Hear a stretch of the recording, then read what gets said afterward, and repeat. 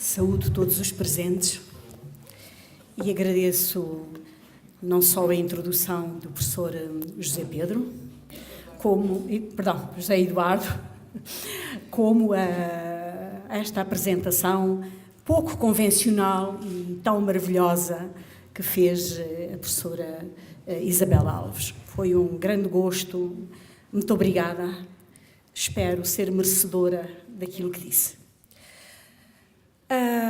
Eu estou aqui para falar na sequência, portanto, de duas outras intervenções com certeza sérias e possivelmente academicamente muito válidas, mas estou aqui para falar de um outro ponto de vista, como podem imaginar.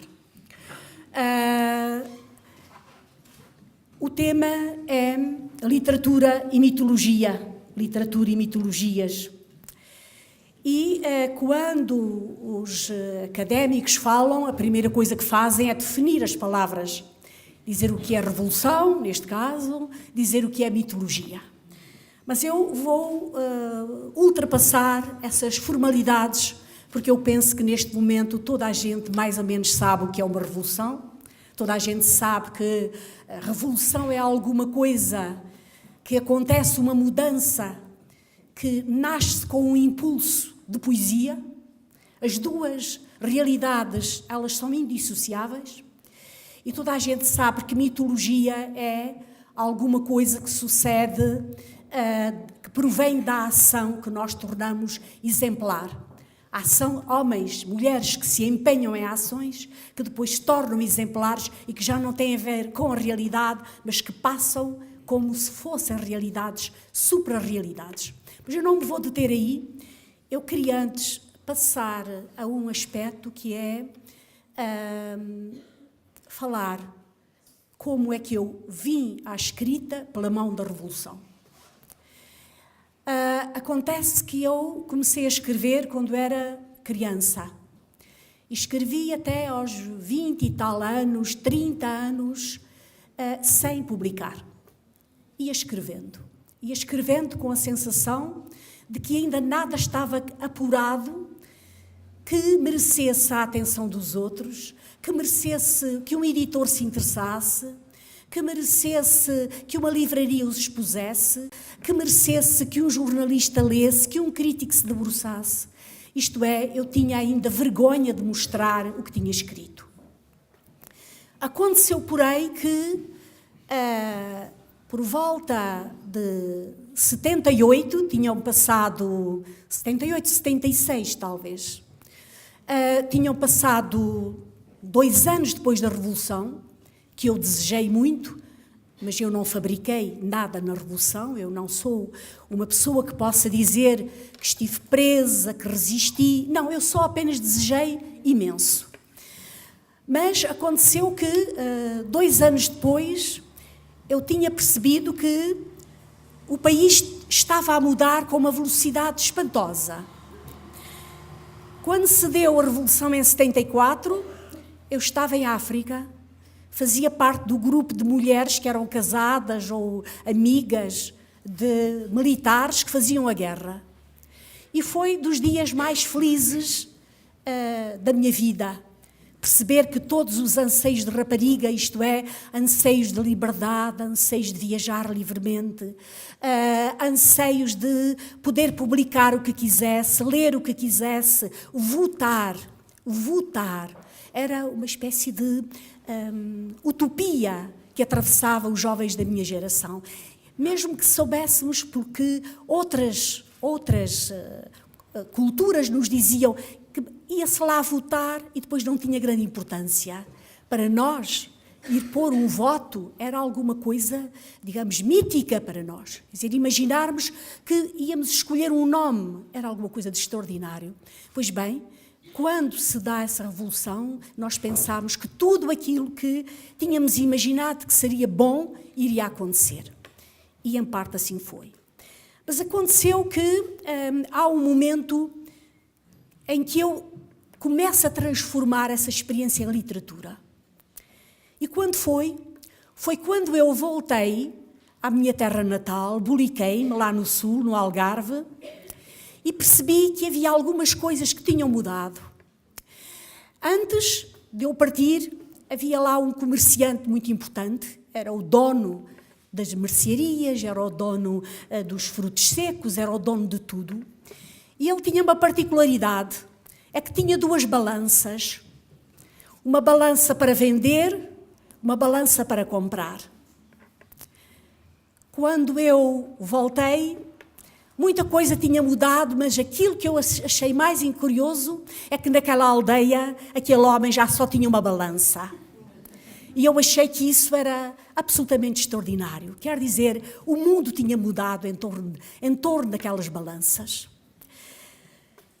Eu, entretanto, tinha começado a escrever textos, porque eu tinha a ideia de que Portugal em breve iria ser, e muito em breve, era o que eu pensava, Portugal iria modificar-se rapidamente. Eu tinha a ideia de que o progresso iria alterar por completo aquilo que era o país arcaico que eu tinha conhecido e onde tinha feito, portanto, no meio do qual eu tinha tido a infância e a juventude.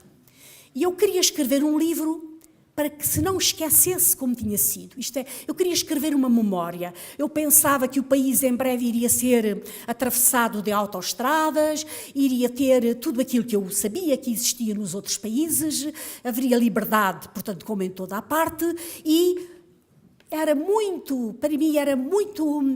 urgente dizer, olha, antigamente era assim. Antigamente nós não dependíamos dos bancos. Nós esperávamos anos a fio para ter dinheiro para comprar qualquer coisa. Antigamente nós estávamos à espera que a divina providência desse fartura aos campos. Não tínhamos a ideia de reivindicar, fosse o que fosse, sobre os campos, porque estávamos à espera apenas da fertilidade que vinha do céu e mais nada. Enfim, por aí adiante. E eu ia escrevendo páginas para escrever sobre como era antigamente, para não perdermos a memória. Mas eu não encontrava o meu ponto de vista. Eu quero-vos contar como é que eu comecei a ter o ponto de vista. Porque para se falar de mitologia, nós temos de falar, sobretudo, de um ponto de vista a partir do qual nós falamos de uma forma não realista sobre o mundo. Ora, aconteceu que no verão, penso eu que no verão de 76, eu fui visitar o meu avô, que tinha quase 100 anos, o meu avô Jorge. E o meu avô, quando me viu, gostou muito de mim.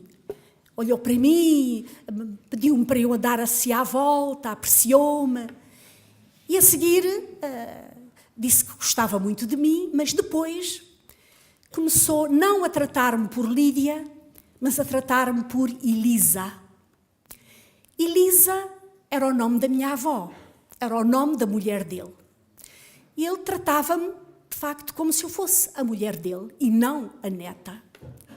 A seguir, começou a tratar-me por Joaquina. Tinha sido, eu sabia, a primeira mulher dele. Depois misturava e começou a chamar-me Assunção, que era o nome da minha tia, isto é, a filha, uma das filhas dele. E fui Maria, ali durante aquela tarde, e fui a minha tia Diolinda. E fui tendo nomes que eu sabia, o meu avô era um pouco rabo de saia, e ele tinha tido várias histórias. Eu fui também o pretexto para ele evocar nome das mulheres que ele tinha amado. Eu estava muito comovida, como podem imaginar. Às vezes eu dizia, mas olha, eu sou apenas a sua neta Lídia. Mas ele não me ouvia. Dá-me água, Diolinda. Dá-me água, Elisa.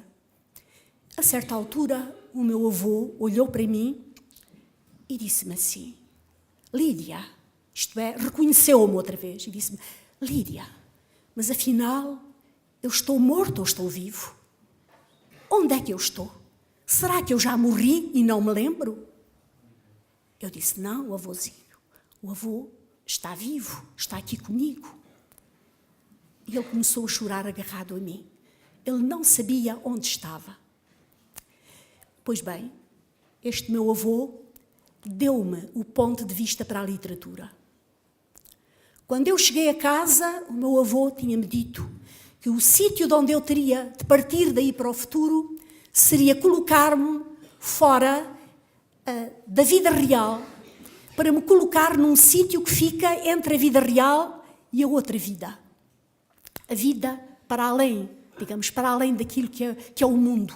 Apenas o mundo real, aquele que faz com que nós nos levantemos de manhã e cumpramos horas e vamos para o comboio segundo um horário e assim. Não. Quer dizer, o que ele me dizia é que para eu fazer literatura eu tinha de sair do mundo concreto, do mundo real e ficar com um ponto de vista que fosse para além daquilo que é a nossa própria vida, que só tem no máximo 100, 100 e tal anos, se formos saudáveis. Ele disse-me, a literatura, disse-me sem o dizer naturalmente, tem de fazer-te colocar fora da tua vida.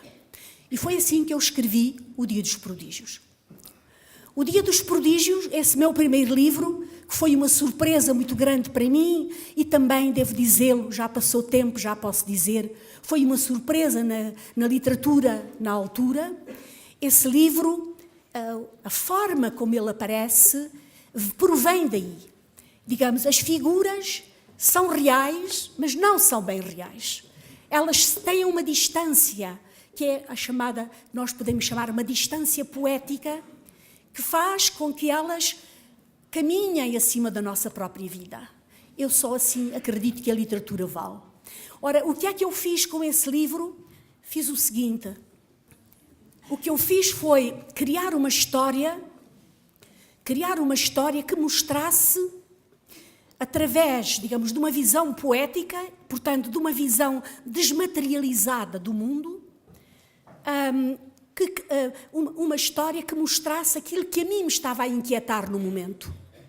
É que, tendo havido uma revolução, eu achava que havia um contraste imenso entre aquilo, a nossa capacidade de sonhar e a nossa pequena capacidade de agir. Já em 76, o que eu sentia era que, tendo havido um impulso enorme na nossa sociedade, havia esse contraste. Nós sonhávamos alto. Nós sonhávamos ter ciência. Nós sonhávamos política democrática. Nós sonhávamos ciência. Nós sonhávamos viagem. Nós sonhávamos progresso. Nós sonhávamos saúde. Tudo isso. Mas a forma de alcançarmos tudo isso era muito lenta, era desorganizada. E por isso esse livro está atravessado de um grande amor pelo meu país arcaico, antigo, cheio de mitos, cheio de superstições, ainda onde se pensa que as mulas falam, onde se pensa que uma mulher pode entreter a sua vida com um dragão, bordando um dragão e que esse dragão sai da sua colcha e voa.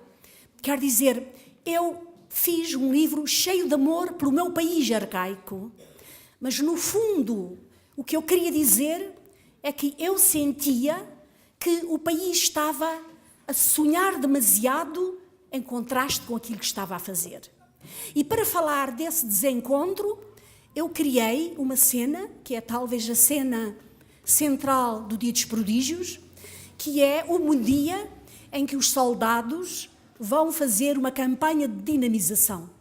Porque talvez vocês nasceram tanto tempo depois, talvez não saibam que nós, nessa altura, fomos muito, de uma forma caótica, mas fomos muito generosos. E, sobretudo, os soldados resolveram organizar-se, e soldados e mulheres e jovens e estudantes universitários iam pelos campos ensinar as pessoas a escrever, a ler, a pesar, a não utilizar duas balanças, não é? Ensinar a criar situações de salubridade na sua casa, ensinava-se a matar as moscas. Emboliquei-me foi um grupo de raparigas ensinar a matar as moscas em casa. Quer dizer, nós sentíamos que o país precisava de uma ajuda e as mulheres e os jovens da altura, nós achávamos que tínhamos de transformar rapidamente o país. Então, eu coloquei a ação central desse livro numa visita que os soldados fazem a uma aldeia a que eu chamei Vila Maninhos, uma aldeia no sul de Portugal, e eles chegam com os estandartes vermelhos da época, não é? Onde estavam as imagens de Engels, de Marx, sobretudo, de Lenin, porque era, nessa altura, ser jovem, nós queríamos o oposto daquilo que tínhamos tido. Então, o que acontecia é que esses jovens vão com essas imagens revolucionárias para dizer aconteceu alguma coisa de extraordinário em Lisboa. E o que acontece é que os jovens chegam, contam isso, mas as pessoas não estão interessadas em nada disso, não querem saber de nada disso. Até olham para Marx e dizem: aquele é São Francisco Xavier, por causa das barbas. Quer dizer, há um desencontro total, não é? E o que as pessoas querem é saber uma outra coisa. Dizem: escutem, nós o que queremos é saber onde está uma cobra que nós quase íamos matando, e quando ela estava quase agonizando, saltou e desapareceu, e não sabemos para onde foi. Uns dizem que criou asas e voou, outros dizem que está dentro dos poços, outros dizem que entra na cama das raparigas, anda por aí. E nós queremos é saber onde ela está. Isso para nós é que é o essencial, isso para nós é que é o fundamental. E então estabelece-se ali, a impossibilidade de diálogo. Não há um diálogo entre, forças que vêm alucinadas, por uma transformação que assimilaram à pressa, e os outros que ficaram numa relação, antiga, arcaica, com a sua própria cultura. E foi isso assim que eu escrevi O Dia dos Prodígios. Ainda hoje, muitas pessoas olham para mim e dizem-me sempre: mas porquê é que não escreve outro Dia dos Prodígios? Porque continuam a pensar que O Dia dos Prodígios é o meu melhor livro. Talvez não seja, mas talvez seja o livro onde eu pus toda a minha crença no país, todo o meu receio de que o país não vingasse. Pus todo o amor pela gente portuguesa, pelas suas crenças, pelos seus ideais, pela sua vida pobre.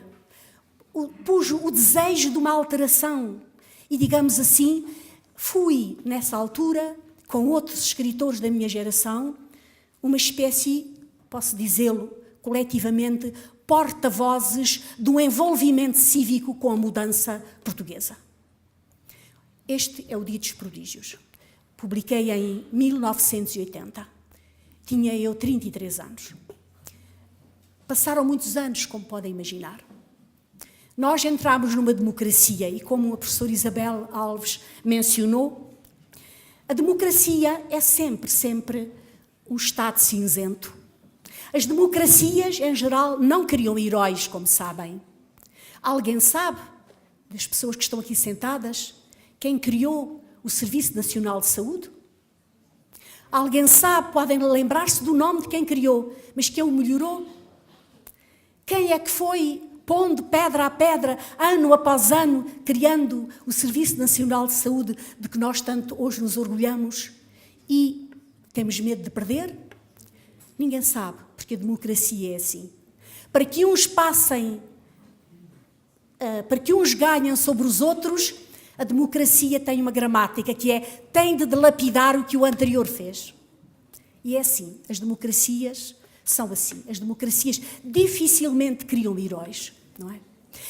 As democracias são o reino do diálogo e o reino da disputa, o reino da contenda. E por isso nunca há uma voz que se sobreponha às outras. Nas democracias, mesmo que haja alguém impoluto, ele terá sempre meia dúzia de defeitos que aparecem nos jornais. E sendo isso o lado mau da democracia, é o seu lado bom, é o que a salva, não é? Porém, não é vistoso. Porém, é difícil, de elogiarmos no meio da democracia. Temos dificuldade de elogiar os democratas. Mas bem, o que nós sabemos, porém, é que a nossa democracia foi sendo bastante imperfeita. E não vou dizer porquê, porque todos nós sabemos porquê é que foi imperfeita e sabemos porque é que hoje a juventude precisa de tomar outra vez nas suas mãos o futuro do país, limpá-lo outra vez e ir em frente, não digo de forma tão radical como em 74, mas outra vez o futuro do país está nas mãos dos jovens que têm agora 20 anos ou que vão ter em breve 20 anos. Pois bem, o que aconteceu foi que muitos, como eu e outros, enfim, muitos dos escritores e muita gente, foi avisando que Portugal iria num caminho que precisaria de um outro rumo. E o que sucedeu foi que, a certa altura, aqueles que eram mais pessimistas pareciam começar a ter razão. Ora, aconteceu que, por volta de 2011, passaram muitos anos, como podem imaginar, de 1980 a 2011, vão muitos anos, não é? Em 2011, houve um dia em que eu desesperei.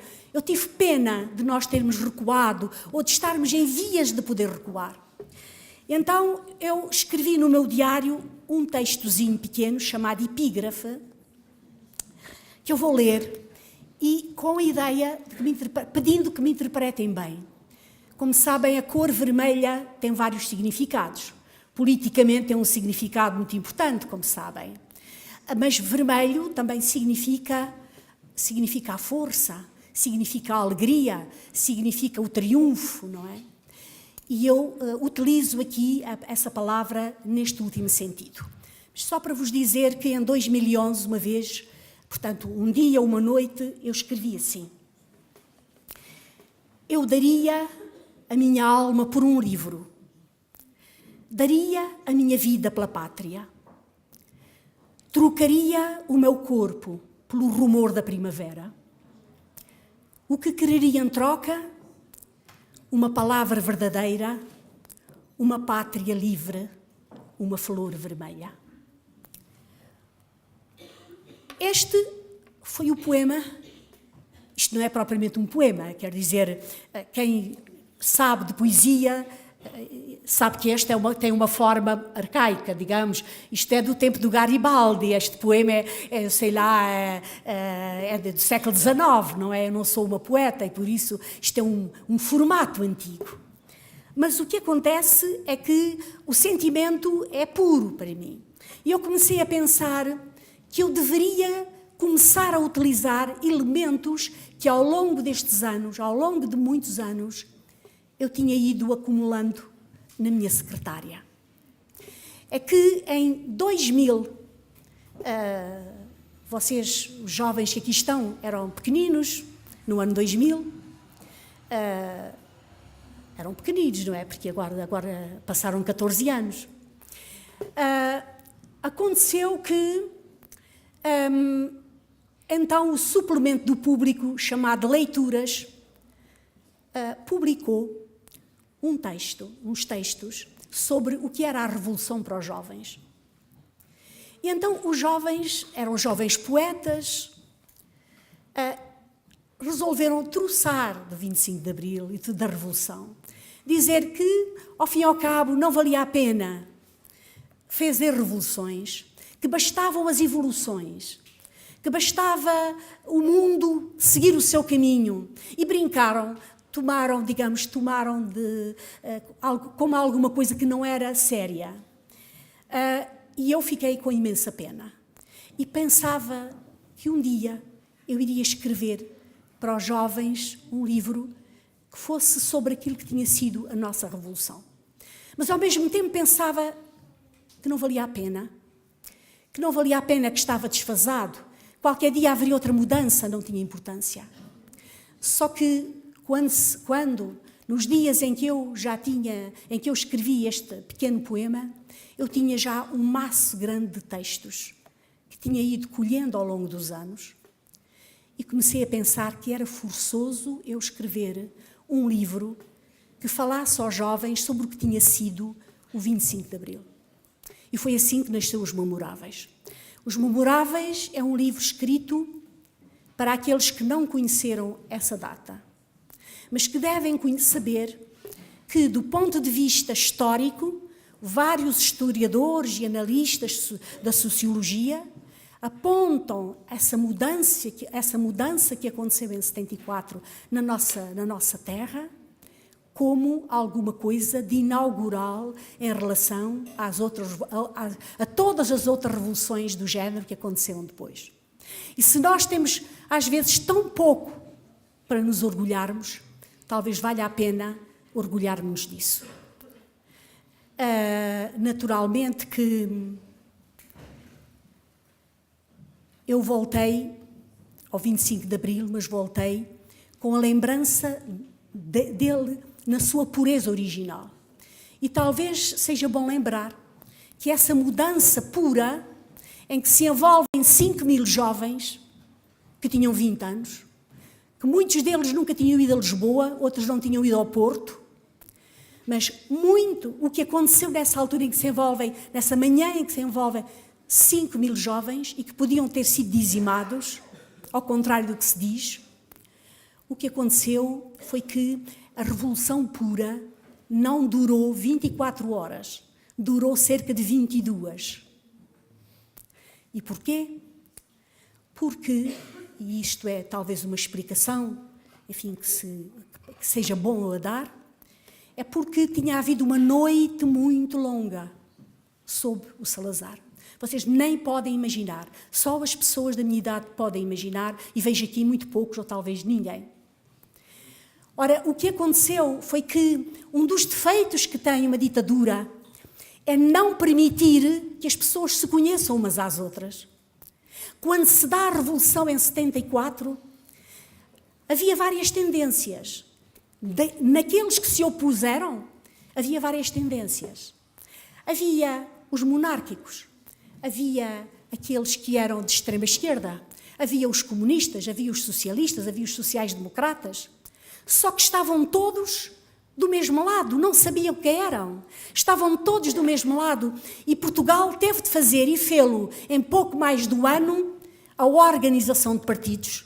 Chegou a haver 90 e tal partidos em Portugal. Compreendem? Quer dizer, era a barafunda total. E essa foi, digamos assim, o segundo prodígio, digamos assim, que aconteceu. É que isso acontece, há uma organização, digamos, das várias forças políticas que não se conheciam. Essa organização dá-se sem que haja uma guerra civil. Em qualquer outro país ter-se-ia dado uma feroz guerra civil. Nós estivemos mesmo à beira disso, como com certeza os conferencistas que vieram antes explicaram. Nós estivemos várias vezes à beira da guerra civil. Ora bem, o que eu fiz com este livro, e isto para não vos ocupar muito tempo nesta primeira abordagem, que eu quis mostrar foi como, de facto, algumas figuras foram capazes, com uma espécie de inocência, de evitar, digamos, que o nosso país tivesse uma história trágica. E eu acho que eles merecem. Muitos, quer dizer, o país merece isso. Naturalmente que, quando eu digo memoráveis, não se enganem com a palavra. Quando eu digo os memoráveis, eu não digo os heróis. Uma coisa é os heróis, outra coisa é os memoráveis. Nem todos os memoráveis são heróis. O herói é aquele que se ultrapassa a si mesmo, não é? E que faz alguma coisa para a qual não estava investido suficientemente e é capaz de ir muito para além da própria natureza.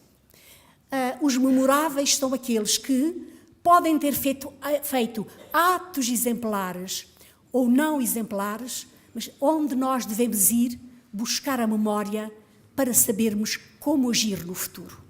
É por isso que os memoráveis, como quase toda a literatura, faz uma espécie, tende a fazer, através da criação de uma mitologia, tende a evitar, tende a poupar passos falsos no futuro.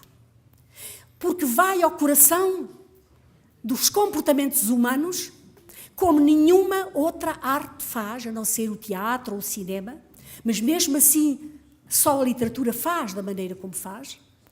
o que acontece é que há uma espécie de poupança nos comportamentos futuros, porque há uma espécie de exemplaridade antes, digamos, que acontece antes na nossa vida. Ora, o que acontece, portanto, é que eu escrevi os memoráveis imaginando precisamente que aqueles que são memoráveis morreram, são da minha idade, pertencem àquele grupo, se a lei da natureza for justa, os primeiros que irão partir dentro de algum tempo. E eu imaginei, e aliás vê-se, não é? Vocês olham para as pessoas da minha idade e dizem, há tantos anos que vocês já viveram, não é? Pois bem, o que acontece é que eu imaginei que essa minha geração passa por baixo da terra e vem do futuro explicar-se. Vem explicar-se aos jovens que não viram, que não assistiram, que não sabem o que aconteceu. E, portanto, eles vêm transfigurados. Eles vêm como Dom Quixote, Dons Quixotes, chamemos-lhe assim. Eles vêm, digamos, como sob formas angélicas. Eles vêm transfigurados dizer o que aconteceu. E por isso vocês vão ter a ideia de que eles não são reais, mas eles estão a falar a sua verdade. Dou-vos um exemplo. Por exemplo,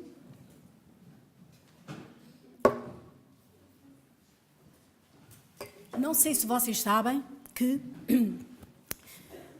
naquela manhã, quando os soldados saíram para tomar de assalto os lugares-chaves, cada um desses lugares tinha um nome de código, não é? Um era Mónaco, outro era Londres, tinham nomes de código.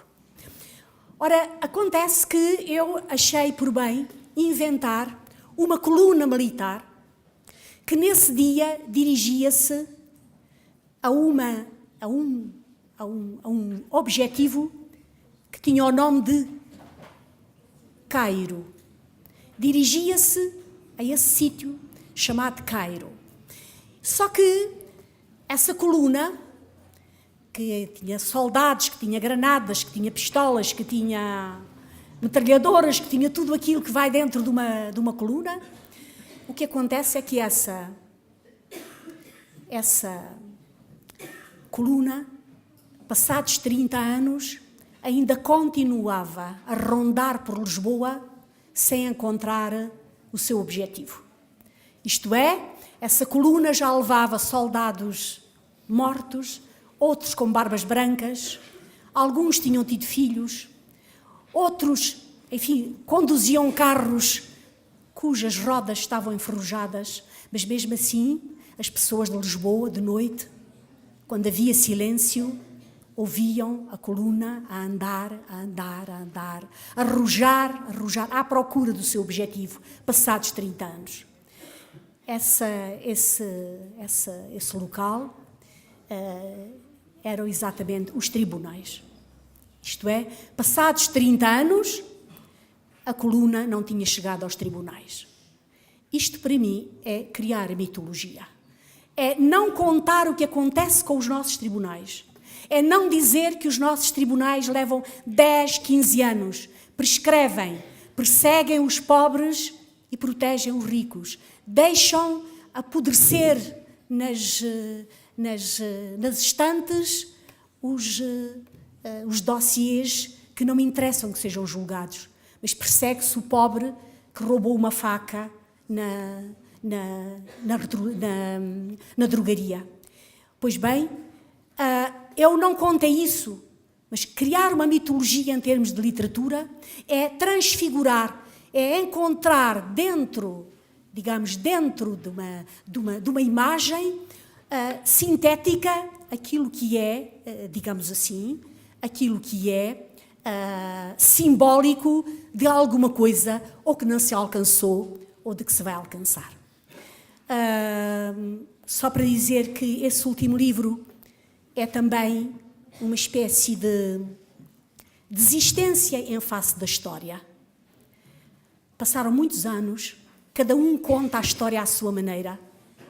Uns dizem que estavam aqui, outros que estavam ali. Uns chamam mentirosos aos outros. Não há como apurar a verdade.